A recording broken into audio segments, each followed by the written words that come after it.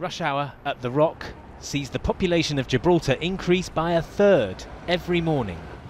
The EU right to free movement sees thousands of people who live in Spain come to work here. Among them, a mechanic from Essex who's been making this journey for 30 years. It would just be a complete chaos here. Yeah, if it was a no-deal Brexit, really, really bad. It would just mess up the whole economy of Gib and the Spanish side. The monkeys, who live on top of the Rock, look down on just 7 miles of coastline which was ceded to the British hundreds of years ago. But the Spanish want it back. And the fear here is that after Brexit, they will up the pressure on the territory by making it difficult to cross the border.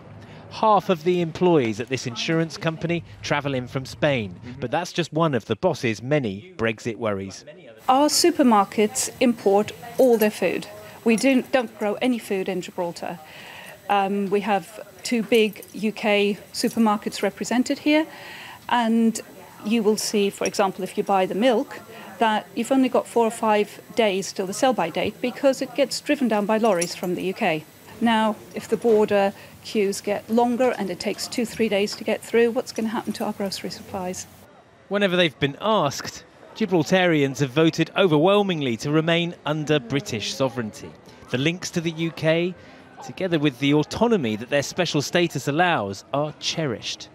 For decades, the European Union has served as a guarantor of the Britishness of this place, a sort of reassurance that the way of life here will stay the same. But with the UK outside the EU, there are no guarantees, and with no deal, there's even less reason to be reassured. Already, people are seeing worrying signs that Madrid is calling the tune in Brussels.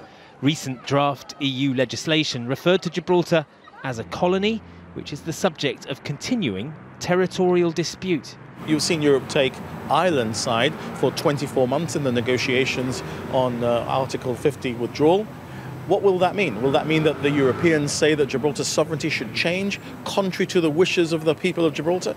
Will it mean that the Europeans say that the right of self-determination no longer applies in the context of the decolonisation of non-self-governing territories? And if it does, then the Europeans will be making a historic mistake.